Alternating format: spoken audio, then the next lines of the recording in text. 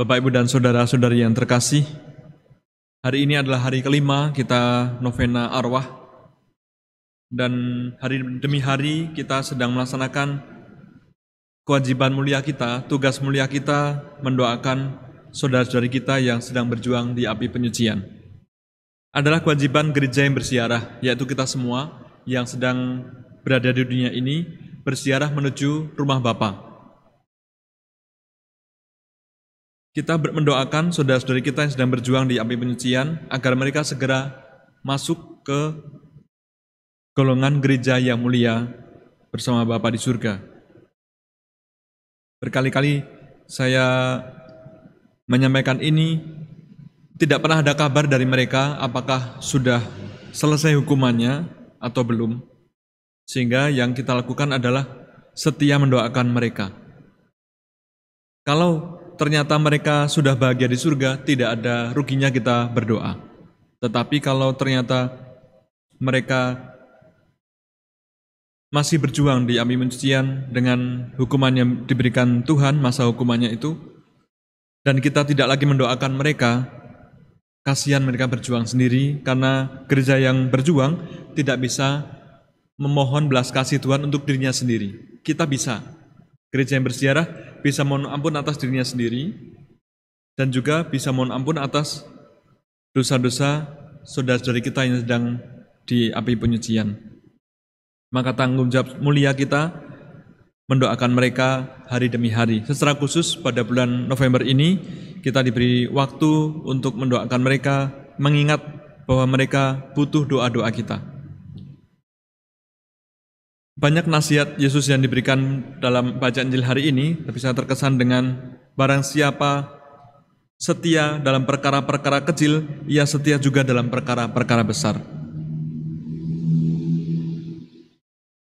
Besar dan kecil ini akhirnya relatif. Bagi banyak orang, berdoa 8 hari berturut-turut untuk saudara-saudari kita yang sudah meninggal itu besar ya, susah payah meluangkan waktu, gagal berangkat ke gereja, ada saja halangannya, hanya bisa sehari, 2 hari, atau 3 hari. Tapi bagi orang lain, ini bisa menjadi perkara kecil. Bisa, asal niat diluangkan waktu 8 hari, mendoakan saudara-saudari kita yang sudah meninggal. Maka besar kecilnya itu relatif. Tetapi ketika kita bisa dipercaya pada perkara-perkara kecil, kita sedang melatih diri supaya bisa dipercaya untuk hal-hal yang lebih besar. Selain kesetiaan kita mendoakan saudara-saudari kita yang sudah meninggal, kita juga sedang memupuk iman kita.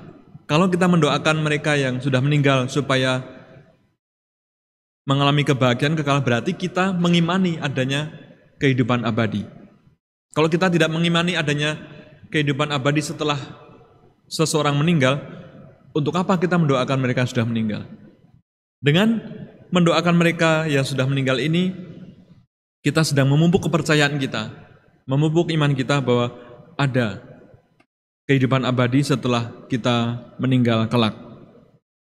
Saudara-saudari yang terkasih, latihan ini sungguh mulia.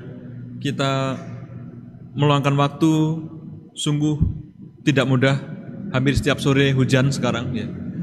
Tidak semua dekat rumahnya dari gereja, pasti butuh perjuangan untuk sampai di sini. Saya juga dari Bandung harus pagi-pagi tadi, rencana akan datang siang di sini lalu bisa tenang menyiapkan misa dulu, tapi Romo Mikael meminta bantuan untuk juga melayani misa di Langansari jam 2 siang. Jadi hanya singgah sebentar di sini lalu berangkat ke Langansari. Saya membayangkan dalam perjalanan tadi tidak hanya saya yang berjuang untuk merayakan Ekaristi, tapi saudara-saudara sekalian juga berjuang untuk bisa sampai tempat ini dan berdoa bagi saudara-saudari kita sebagai persembahan yang indah bagi mereka. Latihan dipercaya pada hal-hal kecil akan membuat kita layak dipercaya untuk hal-hal yang lebih besar. Yang kedua, kalau kita mencintai seseorang, hormat bakti kita pada seseorang kita wujudkan dengan memberikan yang dia butuhkan. tidak memberikan apa yang kita suka, tapi memberikan yang Dia butuhkan. Saudara-saudari kita yang sudah meninggal ini sungguh membutuhkan doa-doa kita. Maka yang kita berikan bukanlah kesedihan atau air mata. Kita sedih, kehilangan, menangis, itu kebutuhan kita. Kita butuh berekspresi, tidak apa-apa. Kita sedih, menangis, itu ekspresi kita. Tetapi yang mereka butuhkan bukan itu. Mereka butuh doa agar Tuhan berbelas kasih pada mereka dan membebaskan mereka dari hukuman atas dosa. Misalnya, saudara-saudari kita dihukum 2 hari oleh Tuhan. Padahal di dalam kitab, di dalam Mazmur kan pernah kita dengar, 1 hari bagimu Tuhan adalah 1000 tahun bagi kami. Kita tidak akan tega, saudara-saudari kita kasihi yang sudah meninggal dihukum 2 hari dan kita tidak mendoakan mereka. Ternyata mereka menjalani hukuman itu 2000 tahun. Semoga Tuhan meringankan hukuman atas dosa itu sehingga mereka segera masuk ke gereja yang mulia. Gereja yang mulia akan mendoakan kita yang sedang berziarah di dunia ini supaya hati kita, perhatian kita sungguh terarah pada Allah. Perziarahan kita yang kita lakukan di dunia ini sungguh kita arahkan pada rumah Allah. Rumah duniawi kita di dunia ini akan dibongkar dan tersedia rumah abadi di surga. Saudara-saudari yang terkasih, marilah kita terus-menerus bertekun dalam doa. Ini adalah latihan kita dipercaya pada perkara-perkara yang kecil, agar Tuhan juga mempercayakan pada kita perkara-perkara yang lebih besar.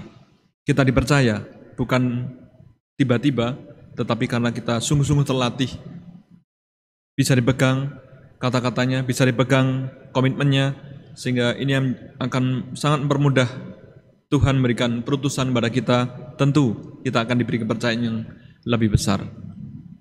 Mari kita doakan saudara-saudari kita yang sudah meninggal agar Tuhan mengampuni mereka dari dosa-dosa dan perkenankan mereka masuk ke dalam gereja yang mulia.